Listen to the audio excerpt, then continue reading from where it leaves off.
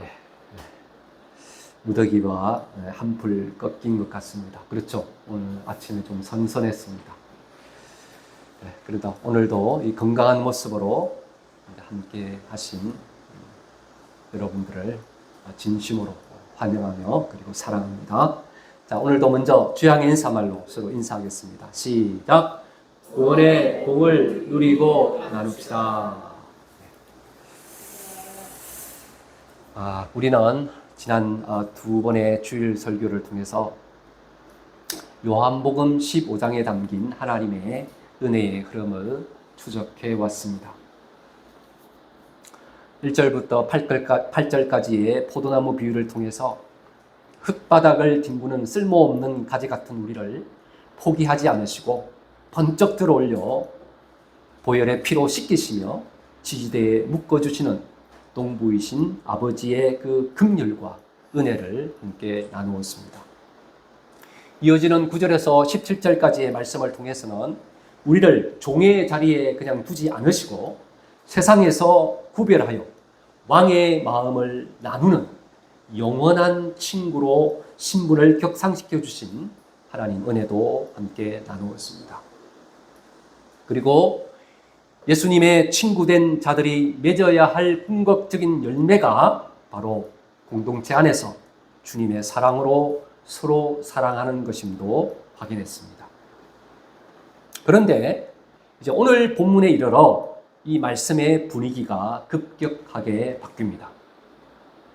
사랑을 말씀하시던 예수님이 갑자기 세상의 미움을 말씀하고 있기 때문입니다. 왜 예수님께서는 사랑 다음에 미움을 말씀하고 있을까요?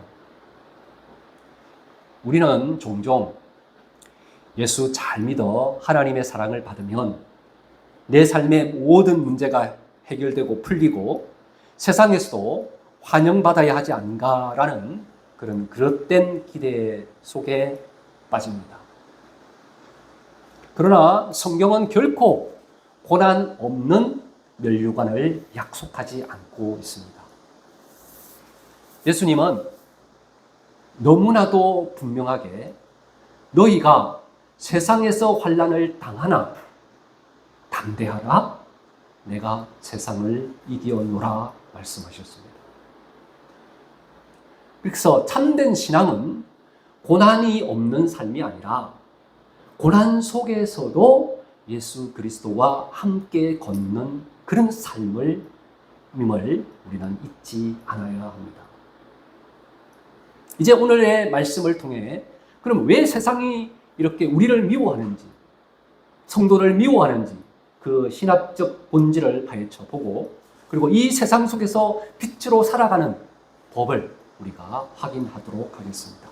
자, 먼저 오늘 본문 말씀 중 15장 18절의 말씀을 다시 한번 읽겠습니다. 시작. 세상이 너희를 미워하면 너희보다 먼저 나를 미워하는 줄을 알라. 아멘. 여기서 먼저 살펴보아야 할 것은 세상이라는 이 단어입니다. 헬라어로는 코스모스라고 합니다. 우리 많이 들어봤죠. 이 코스모스인 세상은 요한복음에서 두 가지 의미로 사용이 됩니다. 첫째는 구원의 대상으로서의 세상입니다. 요한복음 3장 16절에서 하나님이 세상을 이처럼 사랑하사 하신 그 세상을 말하는 겁니다. 구원의 대상으로서의 세상. 둘째는 하나님을 대적하는 가치 체계로서의 세상입니다. 곧 하나님 없이 자율적으로 살아가려는 타락한 인간의 질서, 문화, 그리고 세계관 등을 말합니다. 오늘 본문에서 예수님이 말씀하신 세상은 바로 하나님을 대적하는 이 가치 체계로서의 세상을 말합니다. 그러니 세상이 우리를 미워한다는 것은 하나님의 주권을 거부하는 타락한 세상의 가치 체계는 본질적으로 복음과 하나님과 복음과 또 하나님의 자녀된 우리와 충돌할 수밖에 없음을 말씀하고 있는 것입니다. 그러니 우리를 향한 세상의 그 미움은 곧 세상의 왕이신 예수님의 그 주권에 대한 미움에서 비롯되는 것입니다. 그래서 세상의 미움은 우리의 어떤 행동 때문이 아니라 근원적으로는 소속의 문제인 겁니다. 이어지는 19절이 이것을 잘 설명하고 있어요. 자, 19절의 말씀도 우리 함께 읽겠습니다. 시작. 너희가 세상에 속하였으면 세상이 자기의 것을 사랑할 것이나 너희는 세상에 속한 자가 아니요 도리어 내가 너희를 세상에서 택하였기 때문에 세상이 너희를 미워하느니라. 이 말씀 의미를 아시겠죠? 그러니까 구원이라는 것은 단순한 종교의 선택이 아니라 소속의 변화입니다. 이전에는 우리가 세상의 가치에 속했던 자였다면 이제는 우리가 예수 그리스도 안에서 새로운 피조물로 구별된 것, 그리스도의 것이 된 것, 그리스도 안에 속해진 것, 그것이 바로 구원입니다. 그래서 성도는, 우리는 세상 이 안에서 살아가지만 세상에는 속하지 않은 자들입니다. 그래서 거룩한 자들이고 세상과 구별된 자들입니다. 그게 구원입니다. 그래서 세상은 이런 우리를요, 세상에 속해서 살아가지만 세상에 속하지 않는 우리를 때로는 환대하며 때로는 미워하며 핍박합니다. 우리가 세상의 가치관과 원리 안에서 그들과 같이 행하는 그런 선행에는, 그죠? 그를 또 아낌없는 박수를 보냅니다. 하지만 그 선행이 왕이신 예수님의 이름으로 행해지는 것을 아는 순간, 그 예수님의 이름이 드러나는 순간 그들의 시선은 싸늘해집니다.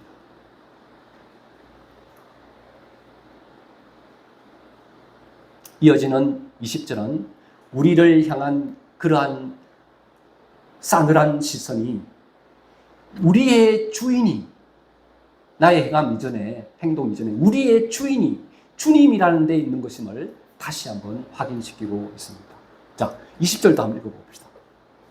시작. 내가 너희에게 종이 주인보다 더 크지 못하다 한 말을 기억하라. 사람들이 나를 박해하였은즉 너희도 박해할 것이요 내 말을 지켰은즉 너희 말도 지킬 것이라. 아멘. 여기서 종이 주인보다 크지 못하다는 이 말씀은 주인이신 예수님이 미움을 받으셨다면, 세상으로부터, 그렇다면 종인 우리가, 그렇죠? 세상에 박해를 받는 것은 뭐하다? 당연하다는 것을 말씀하고 있는 것입니다. 자, 그런데 여기서 우리는 이 말씀의 역도 승리함을 놓치지 않아야 합니다. 곧 주인이신 예수님께서 십자가를 지셨죠? 십자가에서 못 박혀 죽으셨잖아요. 그게 끝이 아니라 그리고는 장사한 지 사흘 만에 부활하셨어요. 부활하시고 마침내 승리하셨잖아요. 모든 만물의 권세를 다시 회복하셨잖아요. 영광을. 그랬다면 이제 주님의 몸이요 또 친구로 부름받은 우리 역시 반드시 부활하여 승리할 것이라는 것도 성립한다는 것이죠. 그래서 교회는 이 복을 놓치지 않아야 돼요. 우리가 주님의 몸으로 사는, 그래서 주님이 지금 누리고 있는 그 영광을 우리도 누릴 것이고 그 영광에 참여할 것이라는 이 복됨을 놓치지 않아야 합니다. 교회는 그런 것들로 사는 거예요. 자, 그렇다면 세상은 왜 우리의 주이신 예수님을 그렇게 거부하고 박해하는가입니다. 예수님은 그 미움의 근원을 인간의 타락한 죄의 본성에서 찾으십니다. 다 죄에서 나옵니다. 죄인이기 때문에. 의인은 없나니 하나도 없기 때문에, 모두가 죄인이기 때문에 스스로 하나님을 찾는 자가 없는 겁니다. 주님을 믿는 자도 주님의 말씀을 따르는 자도 없는 겁니다. 그래서 거역하고 핍박하는 것이죠. 자, 여기서 우리는 매우 무겁고 중요한 사실 하나를 직시해야 합니다. 예수님을 가장 맹렬하게 미워하고 십자가에 못 박으라 외쳤던 자들은 하나님을 모르는 이방인들이 아니라, 아예 불신자들이 아니라 자기들 나름으로는 성경을 잘 알고 예배도 드리고 하나님을 섬긴다고 자부했던 당대의 종교 지도자들과 바리새인들이었다는 것입니다. 자, 5장 21절의 말씀을 함께 읽어볼까요? 21절입니다. 시작. 그러나 사람들이 내 이름으로 말미암아 이 모든 일을 너희에게 하려니 이는 나를 보내신 이를 알지 못함이라. 당시 종교 지도자들과 바리새인들이 할 그 행동에 대해서 얘기하고 있는 것이죠. 여기서 알자는 단순한 지적 정보가 아니라 인격적이고 언약적인 그러한 친밀한 관계를 뜻합니다. 당시 종교 지도자들과 바리새인들은 성경에는 스스로 정통했다고 했지만 하나님과의 그런 친밀한 관계가 없었다는 것입니다. 자, 이는 오늘날 우리 한국 교회 안에서도 동일하게 재현되는 비역입니다. 오늘날 한국 교회를 병들게 하고 참된 복음의 빛을 대적하는 두 가지 영적 질병이 있다면 그것은 아마도 기복주의 그리고 율법주의일 것입니다. 기복주의는 하나님을 인격적으로 사랑하는 것이 아니라 자신의 탐욕과 욕심과 성공을 위해, 세상적인 성공을 위해 하나님을 수단화시키고 도구화시키는 것을 말합니다. 이들은 십자가의 자기 부인과 고난 같은 것은 거부합니다. 예수님을 믿어 부자가 되고 병이 낫고 성공하는 것만을 축복이라 가르칩니다. 도리어 가난하고 실패하면 하나님을 제대로 못 믿어서 하나님의 복을 못 받아서 그렇다고 정죄하고, 그래서 더 열심을 내라고, 더 법을 잘 지키라고, 더 절 성수하라고, 더 헌금 많이 하라고.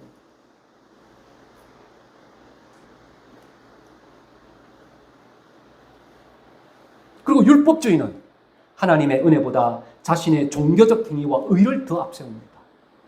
그래서 다른 사람들이 끊임없이 판단하고 정죄하죠. 자기 스스로 하나님의 말씀을 잘 지키는 것이죠. 그래서 나는 주일 성수도 잘하고 11조도 안 떼먹고 전도도 열심히 해서 잘하고, 그러면서 그걸 자기 공로로 돌리는 겁니다. 그래서 그러지 못한 자들을 보고 뭐 하는 겁니까? 정죄하는 겁니다. 그리고 그것으로 하나님의 복을 받고 그것으로 구원을 얻는다고 생각을 하는 거예요.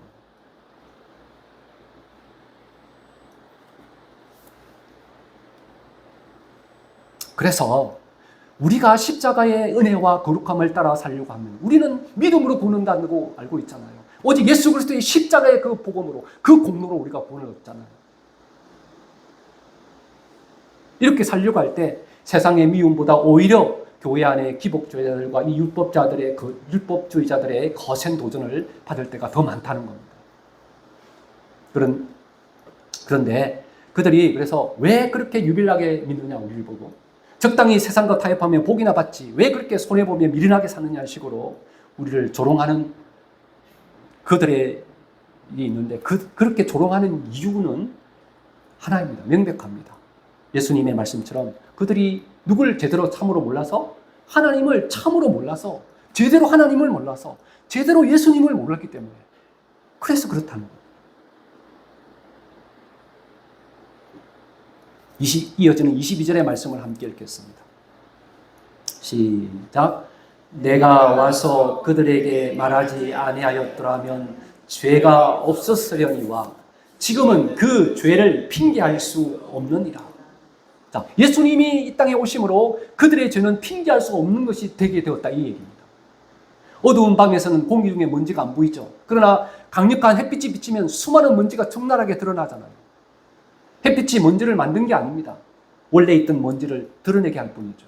그래서 십자가 복음의 빛이 비칠 때 예수님이 오셔서, 그래서 기복주의자들과 율법주의자들로 포장된 그 가짜 신앙의 실제가 밝히 드러나게 된 겁니다. 그러자 그들은 회개하며 그 주님께로 빛으로 돌아 나오기보다는 빛을 비추는 주님과 그 제자들을 도리어 미워하고 핍박하는 길을 선택한 것입니다. 이게 죄죠. 이 악입니다. 하나님의 은혜를 입지 못한 자의 그 죄의 본성대로 살아가는 자들의 반응인 것이죠.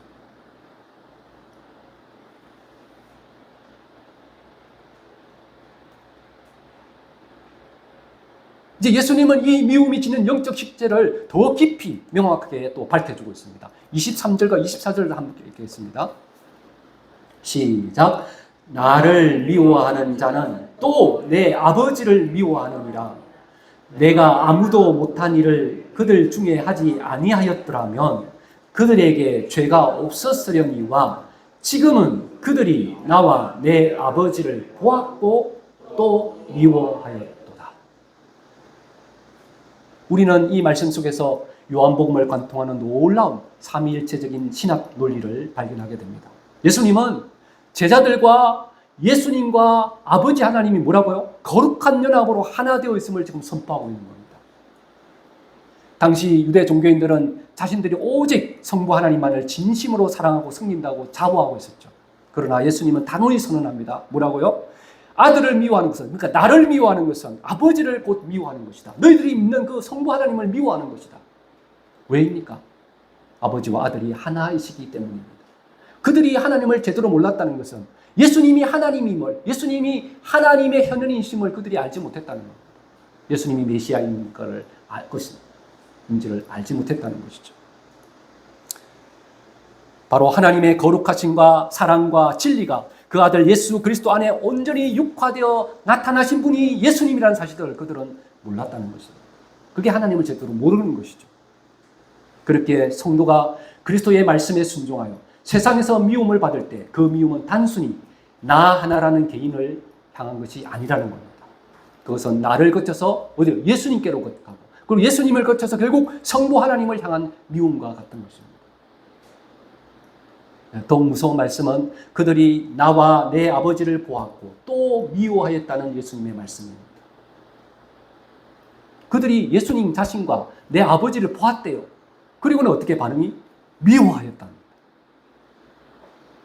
여기서 보았다는 표현에 주목해야 됩니다. 예수님은 단지 어떤 이론이나 철학을 말씀하신 것이 아닙니다. 맹인의 눈을 뜨게 했죠. 죽은 나사로를 살렸죠. 오직 하나님만이 하실 수 있는 거룩한 표적들을 그들의 눈앞에서 보여주셨습니다. 하나님만이 하실 수 있는 그런 능력들. 그들은 주님의 사역을 통해 살아계신 하나님의 영광을 똑똑히 시각적으로 목격했던 자들입니다. 그럼에도 불구하고 그들은 어떻게 반응했다고요? 믿고 엎드린 것이 아니라 보았고 또 미워했다고 말하고 있습니다.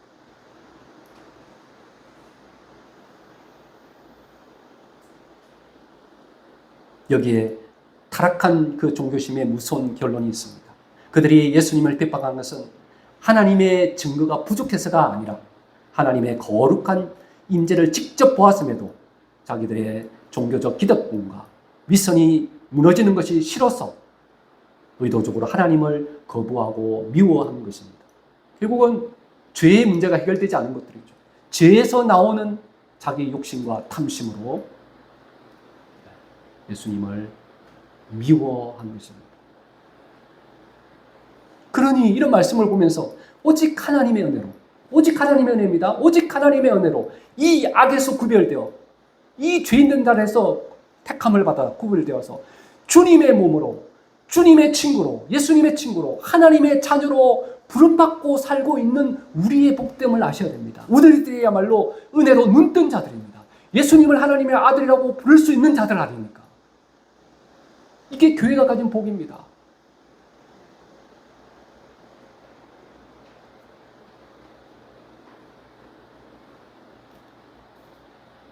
그래서 더 놀라운 것은 이유 없는 미움과 종교 권력자들의 핍박조차도 하나님의 주권적인 계획을 벗어나지 결국 못했다는 겁니다. 자, 25절 읽습니다. 시작. 그러나 이는 그들의 율법에 기록된 바 그들이 이유 없이 나를 미워하였다 한 말을 응하게 하려 합니다. 예수님은 시편 말씀을 인용하시며 인간의 가장 악한 이러한 저항마저도, 그러니까 예수님을 십자가에 못 박는 그런 어떤 저항마저도 하나님의 구원 역사를 이루는 통로가 되었음을 보여주고 있는 것입니다. 사탄은 십자가를 자신들의 승리로 여겼으나 하나님께서는 그 십자가를 통해서 인류를 구원하시는 그 영광을 이루신 것이죠. 예수님은 그래서 다 이루었다고 말씀하신 것이죠. 이는 우리가 진리를 따라 살다가 세상으로부터 혹은 타락한 종교적 분위기 속에서 억울함이나 억울한 평가를 받거나 소외를 겪게 될 때 우리가 낙심할 수 없는 확실한 근거가 되는 것입니다. 왜요? 하나님은 그 모든 것을 합력하여 그들의 악함까지도 결국은 합력하여 선으로 바꾸시는, 선을 이루시는 하나님이시기 때문에 그렇습니다. 그리고 우리가 그 하나님의 자녀이기 때문에 그렇습니다. 이런 성부 하나님을 누구보다도 잘 아시는 예수님은 이제 세상에 남겨질 제자들에게 놀라운 위로와 승리의 약속을 선포하시죠. 자, 마지막 26절에서 27절의 말씀을 함께 읽겠습니다. 시작. 내가 아버지께로부터 너희에게 보낼 보혜사 곧 아버지께로부터 나오시는 진리의 성령이 오실 때 그가 나를 증언하실 것이요 너희도 처음부터 나와 함께 있었으므로 증언하느니라. 아멘. 예수님은 성령을 보혜사라 부르십니다. 보혜사 말씀 들으시죠? 보혜사는 법정에서 피고기 때 딱 붙어서서 그를 변호하고 돕는 변호자, 위로자, 돕는 분, 그런 의미입니다. 곧 세상의 미움과 귀복주의와 율법주의자의 그 거센 물결 속에서 바른 신앙의 길을 걷는 것으로 말미암아 때로는 우리는 여러 손해를 보고 억울함을 당하고 또 극심한 외로움 속에 놓일 수 있습니다. 자, 그런 우리를 예수님은 고아처럼 홀로 두지 않으시겠다는 약속입니다. 우리가 눈물을 흘릴 때, 복음의 순수성을 지키며 몸부림칠 때 진리의 성령께서 우리 곁에서 우리를 보호하시고 하늘의 능력을 공급하실 것이라는 약속입니다. 자, 이 성령님께서 오셔서 하시는 일이 무엇입니까? 사람의 종교적 공로를 높이는 것이 아니라 오직 예수 그리스도를 증언하는 것이라고 말하고 있습니다. 그게 무슨 말입니까? 예수 그리스도가, 예수님이 그리스도시다. 예수님이 하나님의 아들이시다. 예수님이 바로 하나님의 현현이시다. 이런 것을 성령님이 증언하신다고 말씀하고 있습니다. 그리고 예수님은 제자들을 향해서 이렇게 말씀하십니다. 너희도 증언하느니라. 이것이 교회의 영광스러운 사명입니다. 성령께서 증언하시고 동시에 우리가 또 증언한대. 즉 성령님이 예수님이 그리스도이심을, 예수님이 살아계신 하나님의 아들이심을 증언하는데 그 증언의 자리에 우리가 동참한다는 겁니다. 우리를 초대해서 우리를 그 증언에 동참시키고 있다는 겁니다. 증인으로서. 교회가 가지는 이 특권을 우리는 놓치지 않아요. 그래서 우리만이 예수님처럼 죽어가는 자들에게 생명을 줄 수 있는 자들이라는 것이죠.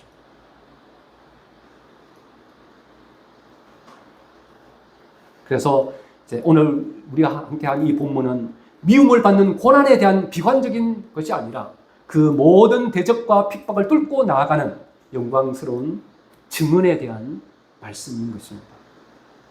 오늘 말씀을 통해서 이제 우리가 놓치지 않아야 할 것은 첫째, 우리가 바른 믿음 안에서 주님이 걸으신 십자가의 길을 걷는다면, 그렇게 걸어갈 때는 세상의 미움을 받는 것은 필연적이라는 것입니다.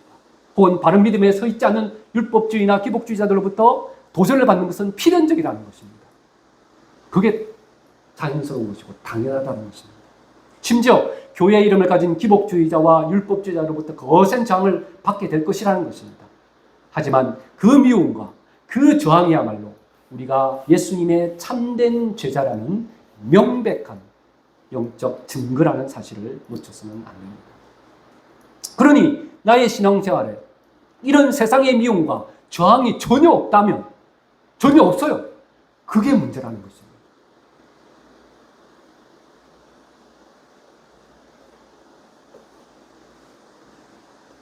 그러면 내 소속이 어디인지를 우리는 점검해야 되는 겁니다. 내가 그리스도께 속한 자인지, 세상에 속한 자인지. 세상과 아무런 갈등이 없으면 세상은 세상에 속한 자들을 사랑해요. 그러나 우리가 진정 주님께 속한 자들이면, 우리가 주님의 자연답게 살아갈 때 세상의 미움을 피할 수 없는 것입니다.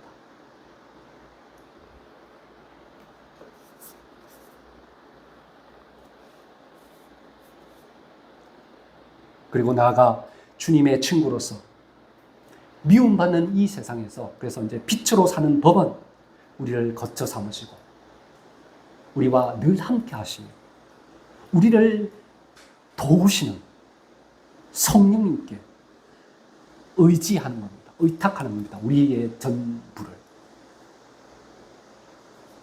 그래서 우리는 혼자가 아니라 보혜사 성령께서 지금 이 시간도 우리 곁에서 우리를 강력하게 붙들고 계심을 믿고 이 성령님을 의지하여 세상과 그리고 가짜 복음의 도전 앞에서도 주님의 친구로서 그런 복을 가진 권세를 가진 자로서 또 그 사랑과 긍휼로 그들을 대함으로 예수님이 그리스도이심을, 예수님이 살아계신 하나님의 아들이심을, 예수님이 만왕의 왕이심을, 예수님이 이 세상의 통치자이심을 세상에 증언하는 그런 삶을 살아내는 한 주간이기를 주님의 이름으로 축원합니다.